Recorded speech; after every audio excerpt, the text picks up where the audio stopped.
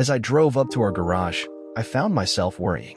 I was later than normal and I knew Jim would be worried. I kept building my excuse so that I'd have it somewhat practiced before I walked in. I hadn't fallen into the affair willingly, but now, after 6 months, I craved the sexual heights my lover drove me to. I still love my husband, but for some reason, Samuel does things in my mind and body that I can't keep away from. I've tried to break it off with Sam. I have tried time and time again. He's just so damn seductive, and he also knows all the buttons to push to get me to fail my own will and terms every time. Jim, if he knew, would probably be more than a lot angry. I thought that if push came to shove, though, I'd be able to talk him out of a divorce, get him to forgive me. I had a plan for working on him just in case. That's how far I've fallen. In my 6-month love affair, I'd found a new me and made plans to prevent Jim, my loving husband, from kicking me out of his life and home if or when he found me out. I was certain that he'd never figure it out, though. I made sure he had sex whenever he showed any interest, and sometimes I even started things when I didn't really feel like it, because I love him so much. I do love him. Really. I do. Once in a while, every few days or so, I'd get that guilty feeling and want to stop what I'd done, to go back in time and never have allowed my attraction for Sam to have gone so far as to end up in a sexual fling with him. It isn't that I love Sam, because I don't. Matter of fact, at times I don't like him at all. He gets in a mood sometimes while we're having sex and begins to treat me like a 304. Those are the times that really give me the big climax, even though I hate what he does to me in the process. I just can't resist him or his ways. I look into the rearview mirror and check my lipstick and hair. I took a shower at Sam's place and made myself presentable, but I am paranoid about Jim looking at me and perhaps seeing something out of place that I can't explain easily. I have the same soaps and shampoo at Sam's that I use at home. I even have changes of clothes and underwear I keep at Sam's too, just in case. I've been very careful to plan each time with Sam now. Ever since that one time 5 months ago when I came home and Jim asked me about my perfume, I realized that I wasn't wearing any since I'd showered at Sam's. I also suddenly remembered I'd put on some of Jim's favorite perfume before leaving for work that morning. I'd managed to dodge the bullet that time, though. I made up a story about having spilled some cleaning chemicals on me while digging through the closet for some Kleenex our employer kept stored there. Jim had bought it hook, line, and sinker. One last look and I got out. Walking into the house, I stopped at the front door and looked around for Jim's pickup.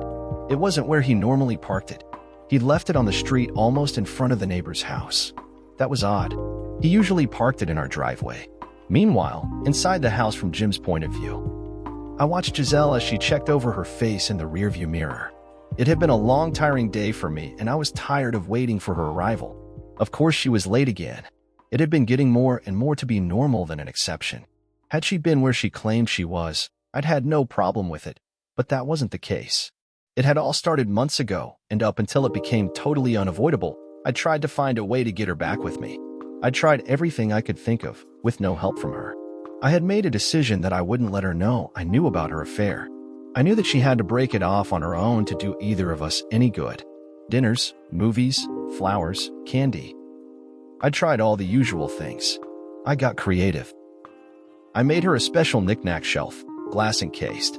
I'd picked her up from her work on a Friday, and we'd gone into the city for a weekend of loving and just going to wherever she desired.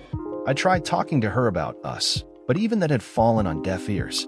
The weekend in the city had started out with her being angry at me, but by the end I thought I'd made some headway.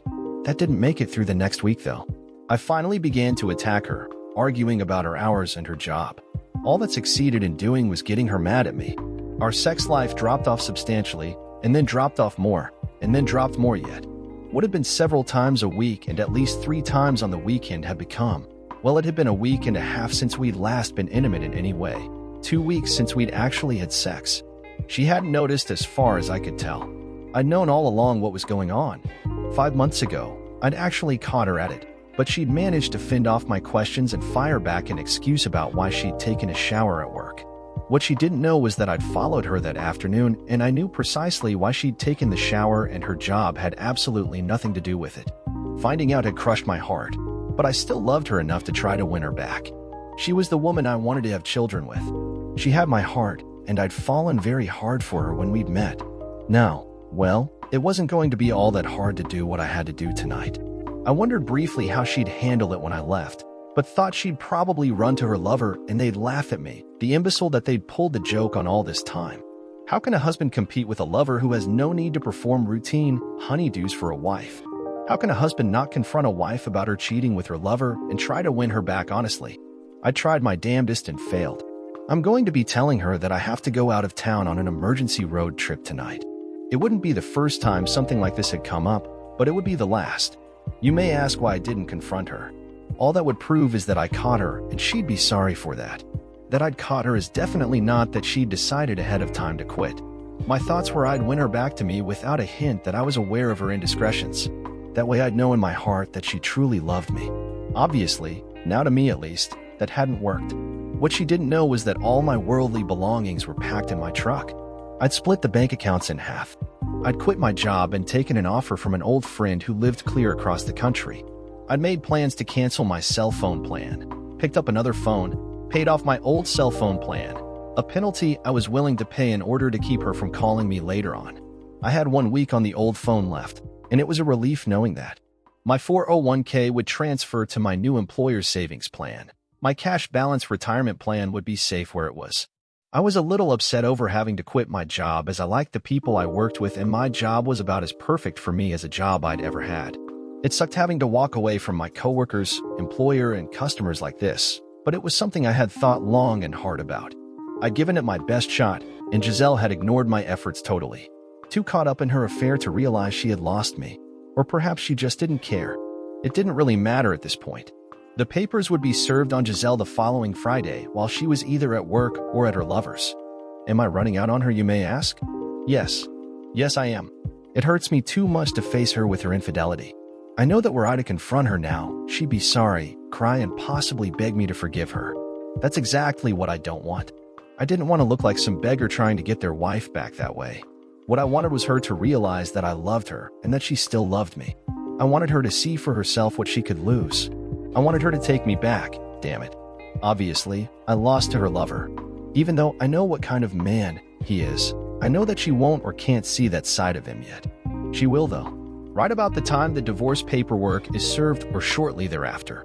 Until then, I planned on calling her nightly like I usually did, hoping that she wouldn't notice I was using a motel room phone or be too concerned about my not using my cell phone. I figured that she'd never notice anyway, as she always seemed too distracted to really talk to me now. I don't know what she expected of me. I don't know why she even started the affair or why she is keeping at it. I really don't know what she truly feels about me anymore either. She can't love me. Not, at least, like I loved her once, before all this shit started. If she did love me, she'd never have been with another man. She had though. She'd been with him for months now, and showed no signs of stopping.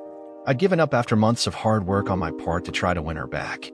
I saw the handwriting on the wall. He'd won. I'd lost.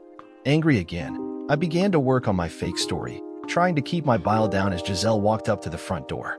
I went into the kitchen and got out a cold beer. I was desperate to do anything to keep my mind busy while I worked at calming down inside. This was not the time to mess up and blow my plan all to hell. After talking to my lawyer, I'd found out exactly what the courts would expect on our divorce. I was reasonably certain that Giselle would welcome the divorce since she seemingly had given up on me now. I was also certain that she'd have her lover move in with her right away after getting those papers next week.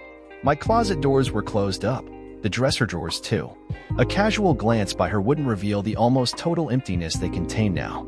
I wondered briefly what she'd think when she discovered that emptiness. Would she feel anything at all? How would she feel to find out that the few remaining clothes in my closet and dresser were ones she'd given me? Smiling as she walked in, she came up to give me a hug. I turned my head so her kiss met my cheek. Not a new thing as of late either. She hadn't complained about it before, and she didn't tonight either. The last sex we'd had was over 2 weeks ago, and she evidently hadn't noticed that lack of sex with me either. Her lover must be getting it real good from her. How was your day today? I asked, not really caring what kind of day she had, but I knew I had to pretend to be the same old loving schmuck of a husband she could count on. It was good. You seem upset. Is something wrong? Her reply was automatic even though she tried to tinge it with concern. Yeah, I have to make a trip again. Work. I'll be gone a week, leaving in the morning. I was watching her for a reaction, only seeing a smile begin on her lips before she forced a more serious concerned pout. Oh honey, on a Saturday? You have to travel tomorrow. Her eyes spoke the truth though, in that I can see she really seemed relieved I was going to be gone. She was even happy about it. More time for her lover perhaps. Yeah, it's going to be a long week. Job is behind and I have to go oversee the construction now. I was relieved that she seemed to be taking my huge lie as a truth and wasn't getting all angry as she used to. I knew enough to keep my answers short and simple. No elaboration such as she'd given me over the last months. That was one of the tip-offs to me about her affair. Her excuses were minutely detailed to an extreme. And then one day, I'd had to take a trip out to a job, and she hadn't argued about it with me like she had in the past. It had caused me some wonder. Later, not much later, I discovered her affair, and then it all made sense. We had dinner and watched TV for a while. She was in her favorite chair as I sat on the couch, hoping she'd have a last-minute change of heart and stop me from my chosen path that had started in the morning. I held out hope for a couple of hours, but it wasn't to be. We'd lost it all. I could see clearly now. She sat there ignoring me for the most part and never once looked at me. It was as if I wasn't even there. She watched TV, but I could tell from her actions that she was thinking about her lover and how much they'd be able to be together this week. If she only knew that I'd be gone forever tomorrow. Meanwhile, watching TV, Giselle's mind was going full out. He doesn't suspect. I'll have a whole week with Sam. He'll be able to sleep over here with me, or me over at his place. We'll get lots of sex in, and I know he'll take me out nightly for dinner and dancing too. I know that I shouldn't be happy about this at all, but Jim's trip will be exciting for me. He'll be out of town and I'll have Sam as much as I want. It will be great. My plan for one last great week just got better. Next week, after Jim gets back home, I'll be able to cut it off with Sam and concentrate on Jim and me. It'll work out perfectly. We'll go out with a bang.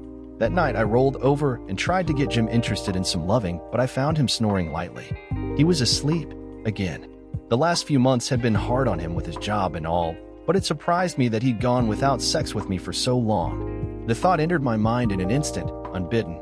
Can he be cheating on me with someone? Was it possible that I'd missed any signs that he could have discovered my cheating on him and he'd been doing the same to get even? Looking at his face as he slept, I couldn't see anything that would tell me. I knew he loved me. I questioned once again my affair and why I was still carrying on with Sam. Why? Sam wined and dined me. He took me dancing. He was okay in bed, about the same size as Jim, but it was the other things Sam did that caused me to want to be with him. Jim loved me, and in our lovemaking, that was a difference that I cherished. Sam drilled me, and at times it was hot and rough, and what I needed. Sam takes care of needs other than sex for me too at times. I really like going out to eat and dance with Sam. He is gentle and attentive while we're out, and it is as if I am the only woman in the world in his eyes. So much so that when we get back to his place or the motel rooms as the case may be, I'm ready to pay him back for the great times. Our time has been exquisite, but it's about time to stop it. Lately, I feel like I'm losing Jim, and my greatest fear is that he'll discover my affair and either leave me or hurt Sam, or worse yet, do both. Matter of fact, I've noticed that for the last few months Jim has been working hard to be a good husband for me. A little stray worrisome thought crept into my mind. Was that because he knew about my affair and he was trying to one-up my lover? I dismissed that thought immediately. Had Jim known, I know what would happen. He'd go ballistic and probably go after Sam. I didn't want to have to bail Jim out of jail should he do something rash. I wasn't sure what Jim could or would do if he found out about my affair, but I was relatively certain that he'd leave me in an instant. Yes, this week would signal the end of my time with Sam, as fun as it had been. I needed to concentrate on my husband and starting our family. It was time. That morning I woke to an empty bed. He'd left without a hug or kiss or even a goodbye. At first I was uneasy, even a bit afraid, but I convinced myself that he didn't want to wake me up. Jim is a loving husband and caring enough to know that I was tired and could use some extra sleep. His call that night was good, but nowhere as good as having him at home with me. Of course, Sam was on his way to our place as I spoke with my loving husband. I was going out with Sam that night, and we'd end up at either his place or here. I'd have my cell phone, and Jim usually called me on that anyway. Jim seemed preoccupied during the call, but I knew that his job was probably weighing on his mind. When he had to go out of town like this, he usually focused on the issues on the job, and that left him little time to sit and think about not being near me. This worked in my favor as far as Sam, and I went too. So I understood and was understanding of his lack of focus on us at times like this. I was ready for Sam when he knocked on the door. I'd left the garage door open, and he knew to just drive in, close the door, and then come around to the back patio door.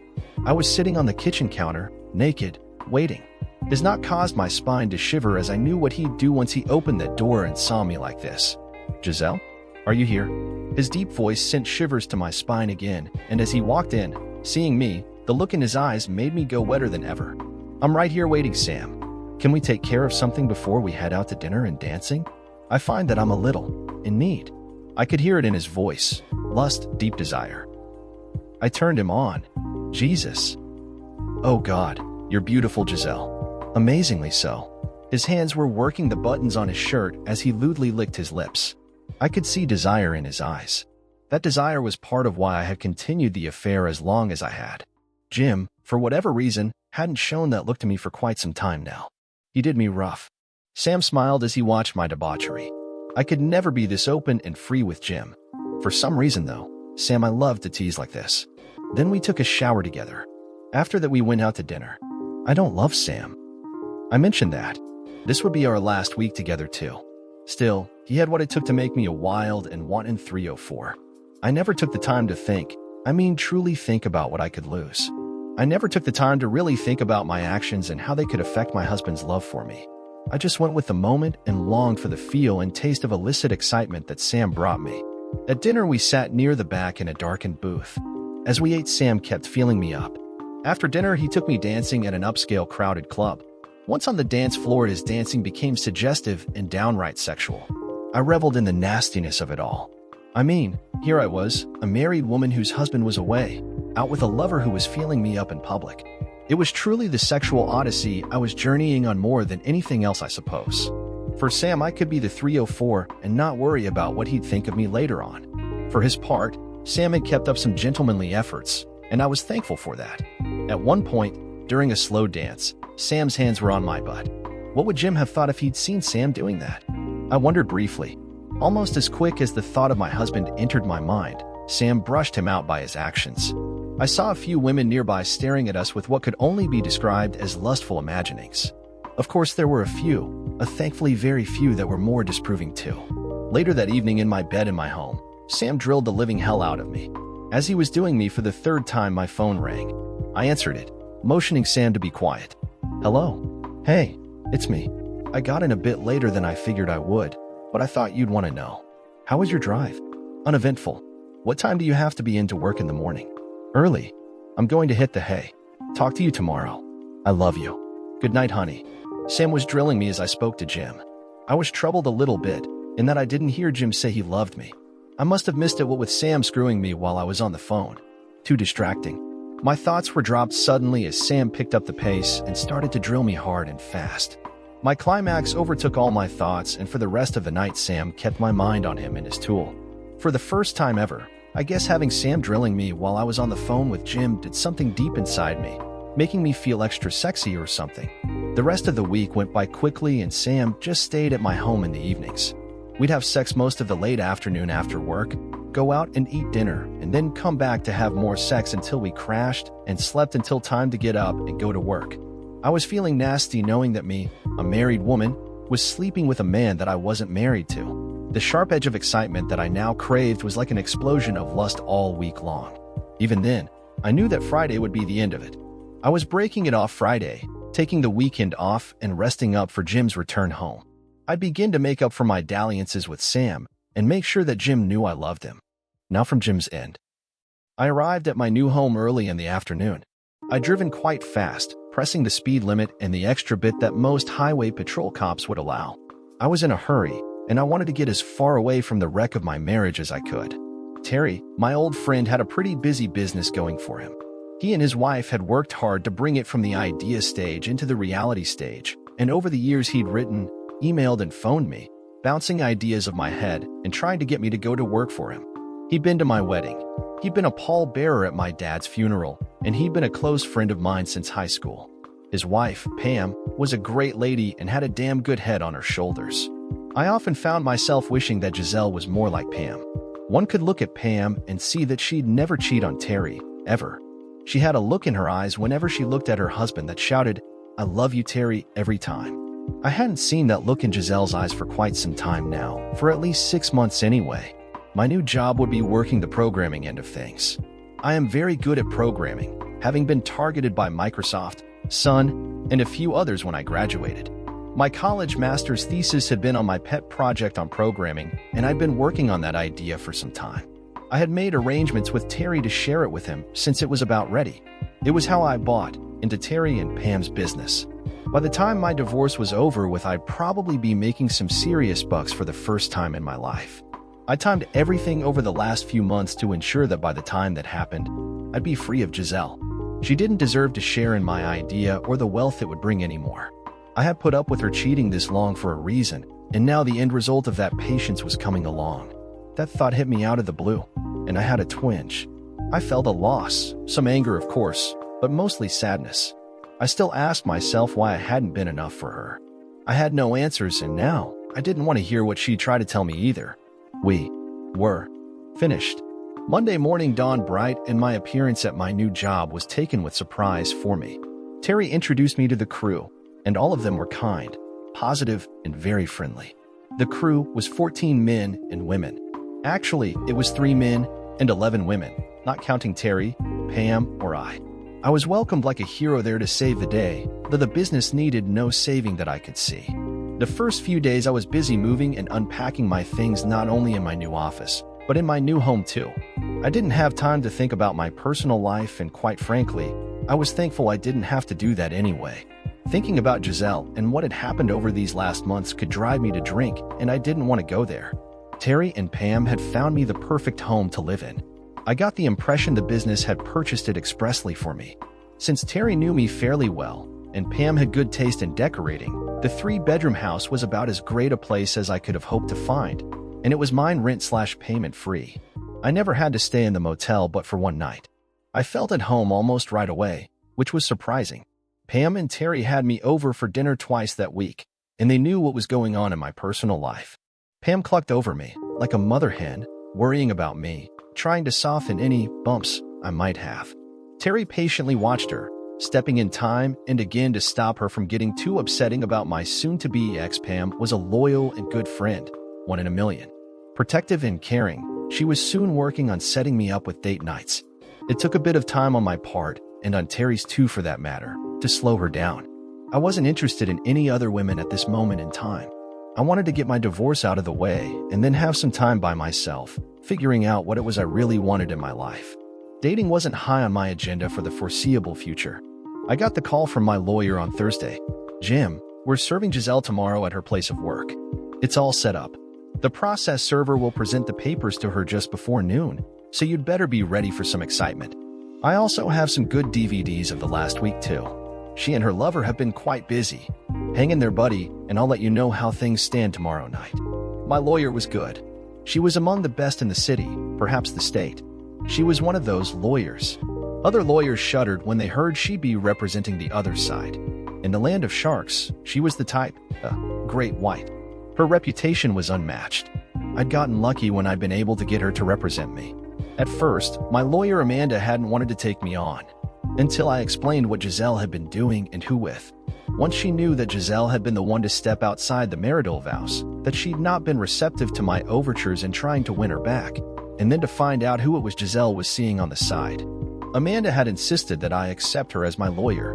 I found out over time that Sam had been involved in several other marital breakups, and in each one, he'd managed to keep out of the fracas of discovery, divorce, and pain caused by his philandering. Amanda had a very special place she wanted to see Sam, and I think that the devil himself would lose out to this lady. It seems that Sam was not only a predator, but he always pushed his conquests into doing more and more, eventually leading them into almost a prostitution-type life. He'd use women to get more business lined up for his company, for favors to people he owed, and things like that. I knew that Giselle couldn't have seen that side of him yet, but I was certain that if she kept seeing him, she would, sooner or later.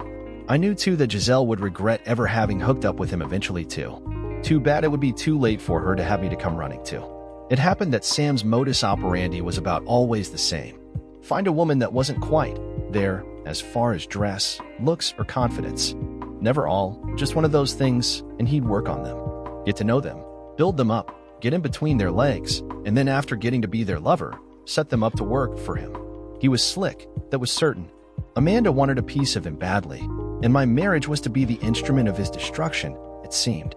The week went by slowly, and each night when I'd call Giselle, it took all I had to act like I cared. That Thursday night, I knew it would be the last call I'd make to her. I also knew that she'd be trying her damnedest to call me tomorrow after being served too. Luckily, my old cell phone would be history by then. Giselle continues. Jim called me Thursday and sounded down. I was feeling guilty too. I'd been thinking all week long, in between my sex fest with Sam. I knew that it was time to break it off. I shouldn't have ever had to break it off to begin with.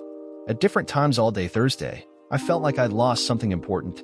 I couldn't quite put my finger on what was truly bothering me, but I knew something was going on in my universe. I could feel it. My stomach had been upset, and deep inside I had the feeling of impending doom for some strange reason. Our conversation was different too. Jim sounded relieved, yet he didn't seem to want to talk to me. He called, and pretty much waited for me to carry the conversation. When we hung up, I told him I loved him, and he just said goodbye. Had I known then what I know now, I'd never have let him go on that trip. I'd have begged him for forgiveness. Hindsight is always 20/20, isn't it? I put my worries out of my mind, and as I turned from hanging up, I began to tell Sam that this would be our last night together. I was breaking it off with him now, so I'd have 2 or 3 days to prepare for my husband's return. I wanted to be sure that nothing of Sam would be left in or on my body. No smells, no residual sperm, nothing. The phone call troubled me late that night, but I finally fell asleep. I was at work on Friday, when just before lunch my whole universe shuddered to a halt. I heard my name mentioned by a man in a dark brown suit. It was ill-fitting, and he looked a bit hard around the eyes as he walked towards me. Giselle Hartman? Yes, can I help you? You've been served. And with that, my whole world crumbled around me. I wasn't sure what I was being sued for, but something had to be dreadfully wrong. Without looking in the envelope he'd handed me before he turned and walked out, I called Jim. He'd know what to do. I always have been able to turn to my husband to fix problems for me. He'd fix this up, whatever it was. I tried to call him, that was. I hit speed dial on my cell phone and only heard that Jim's number was no longer in service. Troubled, I looked up his phone number on my callers list and tried dialing it, thinking that the phone company was having issues. I got the same message. Suddenly I was scared. I felt a chill course through my body as little demons began to poke my heart. Panic set in, and I did the only thing I knew to do. I called Jim's boss, Steven Sedgwick. Steve, I can't seem to get a hold of Jim. Do you know where he's staying? Giselle. Yes. This is Giselle, Steve. You know me. Why are you calling here? Jim quit. His last day was last Friday. He took another job somewhere else. He told me he was moving there permanently. Stunned, I could only sit there holding my cell phone to my ear. Jim had quit his job? His last day had been last Friday? He'd moved away? I didn't know what to do. I sat at my desk in shock. Not only did I fear my life now, I realized I'd just made a fool out of myself to Jim's former boss. I mean, his own wife wasn't aware of what was going on with him? How'd that look to anyone seeing it from the sidelines? That brown envelope was looking more and more like a viper waiting to strike me dead. Finally, I opened it up and discovered my affairs cost to me. I'd lost my husband. The only man I'd ever loved was gone. He'd left me. I chased him away with my cheap, tawdry affair. And for what? Some temporary gratification that Jim could have given me had I let him be with me over the last 6 months? I'm not sure how long I sat at my desk crying, but a coworker finally saw me and got me off to the ladies' room. In tears, I explained what was going on. At first, Mary was angry that my husband could be so cruel. After I explained my part and why he left me, she suddenly got angry at me. Are you stupid or crazy? Jesus, Giselle, that man worshipped the ground you walked on. He loved you. He was totally in love with you, and you do this to him? He's a great catch, and you caught and released him? You have to be out of your mind to let a man as great as Jim go like this. What were you thinking? On your lover's best day, he couldn't be a tenth the man Jim is on his worst day. You poor foolish woman. I pity you. I really do. I never knew he'd find out married. I thought I'd have my fling, Jim would never know, and after I was over Sam, I'd make it up to Jim. Honey, husbands will always find out, always. They'll notice it when you start to act different. All cheaters do that, you know. It's the little things in the beginning. First, you may slight him in some little way. Your lover is making you feel sexy. Your husband obviously didn't. Otherwise, your lover wouldn't have gotten to you like he did. Pretty soon, you're so caught up in your affair you can't see what you're doing to your loving husband. You have to understand, Giselle, Jim knew. He felt it over time. He dug up the facts, I'm sure. You didn't see it because you were caught up in your deception and games. Oh God. I've lost him. Maybe, Maybe not. He'll need to talk to you. There will have to be closure. He'll need it. You may have a small chance to get him to forgive. He won't forget, but he may forgive you. He hit me with divorce papers today. He's been acting strange all week when I talked to him on the phone, and now I can't even call him. I've lost him. He'd never have left like this, quitting his job and everything unless he'd given up on me. Why couldn't I have seen this? Why did I keep on with Sam? Oh my God, I've ruined my life, my marriage, everything. You'll live, Giselle. Trust me. I know you'll live. How do you know that? I've told you. I've been there, right here where you are. I too had an affair. My ex left me. He beat the holy living hell out of my lover, but he left me. I've managed to survive. You cheated on your husband too? Yeah. I never saw the little changes in how I treated my husband until it was too late too. That's the problem with cheating. At first, you're trying to hide everything. So you act differently than you would, because what if your husband discovers that you have another man's leavings in you? Later, you begin to feel some kind of power, and that you're getting away with it. So you relax and ease any guilt. You begin to give more to your husband. Later, you start to feel like your husband must be less of a man since you're fooling him so easily and he doesn't have a clue. Usually the husband has it all figured out way before you know. How'd he find out? Don't know. All I know is that one day I was served, pretty much like you were today. He had pictures, recordings, even a DVD movie of me with my lover. Our lawyers fought it out hard. I fought the divorce, trying to convince my husband that I'd change, that I loved him more than any other man, but it was all for naught. I lost everything I valued in the divorce, my husband and his unadulterated love for me, his queen. I took that pristine love and dirtied it all up so that even I wouldn't have been able to forgive myself had I been in his shoes. Oh my God. Oh my God. I've lost him. He's gone. I'm all alone. It doesn't look good for you right now, Giselle. But if you work hard as you can, you may be able to get him to forgive you. He really loved you a lot, and everyone here knows that. You might be able to change his mind about you if you try hard, Giselle. I don't even know where to find him. He quit his job and moved away a week ago. I'm not even sure where he is now. He could be anywhere at all. We'll find him. He'll have to show up eventually, if only to sign the divorce papers. Yeah, but by then it will be far too late for me or him to reconcile. Call his lawyer and demand that Jim contact you as soon as he can. He may not tell you where to find him, but if you can get Jim to call, you can try to reverse search the phone number and locate where he is. What if he doesn't call me? What then? There's other ways to locate people nowadays, Giselle. We'll find him. We will. Mary tried to sound upbeat and positive, but deep down inside she was afraid that Jim had flown the coop for a particular reason, and the divorce was probably it. She felt that Jim was going to try to avoid any contact with his soon-to-be ex-wife because he was afraid that he'd buckle under and appear weak by talking to her and then letting himself be convinced into taking his cheating wife back. Mary understood Jim's feelings more than many could realize. Her own husband had told her those same things verbatim when he refused to talk to her about her cheating and the possibility of taking her back. He had even been ashamed that he'd let her talk him into an hour-long talk to his soon-to-be ex, knowing that she'd try to talk him out of the divorce. In the end, he'd stood strong and left her. Neither had married since then, and Mary was sure that her ex didn't even date, and their divorce had been over 2 years before. Mary had her painful prior experience with divorce, and now she'd do whatever she could to help Giselle with her pain. She knew how Giselle was feeling, and just how devastating it was to be served those papers.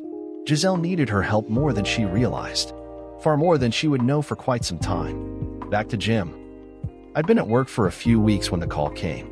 Jim, she wants to talk. She's refusing to sign anything, and she's said that she'll fight the divorce tooth and nail. Oh man, why? She has the man she wants, so why would she fight it?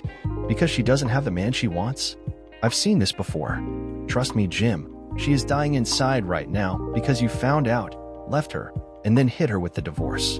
I'm not real certain your actions were the best way to go about doing things, but I do understand why. In the end, she'll fight it, delaying the whole mess until it costs a bunch in legal fees.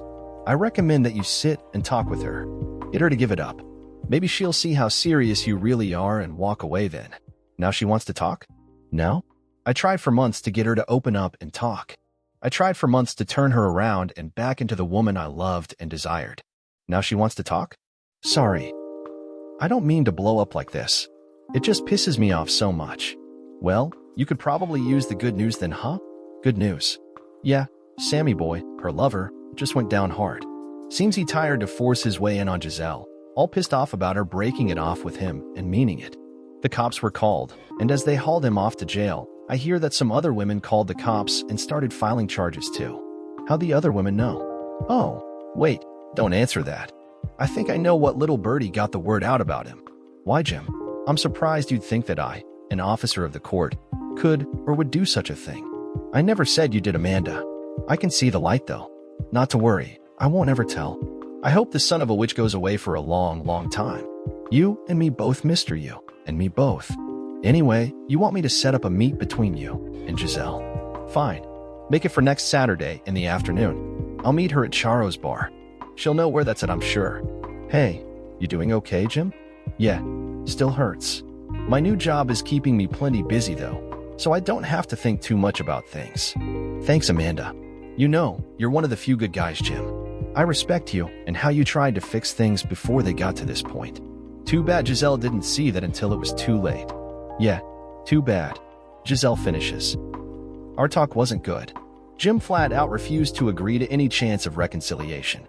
He told me I'd burned the bridge to ashes and there was no structure to repair. Our marriage was dead and he wanted it buried. I finally was forced to sign off on our marriage. I was forced to give up. Once I heard his voice, saw the look in his eyes, I knew I'd screwed up. I knew he'd never bend on this. Maybe, had I seen something like this coming before, I would have had a chance to save our marriage. But now, not a chance in a million. The worst part of all of this? I love him completely, totally, and forever. I just didn't realize how much until it was too late. He found a new job, moved away, and led me to believe he'd be home at the end of the week. Yeah, he lied to me. The problem I have now is to know that I lied far more, for a far longer time, and in a far worse way. My life is empty. My lover gone, evidently headed to jail. My husband gone, and soon to be my ex-husband. All that's left of my marriage is signing the decree.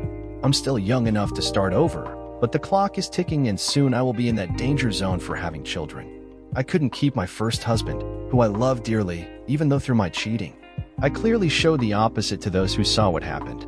I signed the final papers today. Decree Nisi being the beginning of the end. Decree Absolute being what I signed today. So cold. So formal. So empty. Jim finishes. My life has gone through a metamorphosis. With Giselle gone, living in a new city, and my new job keeping me busy, I haven't had a lot of time to dwell on the recent past. I have had some nights that were long, cold, and yes, empty. I see some silver linings beginning to show up, though. My process program is working far better than even I hoped for. Our business is leaping ahead with a growing momentum thanks to our combined efforts. I found a nice house that I moved into, and one day I hope it becomes home to me too. Lastly, there's a few nice prospects for female companionship on my horizon. I'm a bit gun-shy of new relationships, but I have dated a bit here and there. I hope to get over the nasty mess behind me soon, and then I can begin to look for someone special again. I'm pretty sure they won't look or even sound or act anything like Giselle. That's okay with me, though. I'm about over her totally now. Just a little more time, and I'll bet even the looks, sounding, or acting like her won't even get to me. Too much. Dear listeners, please share your thoughts in the comments section and don't forget to like, share, and subscribe.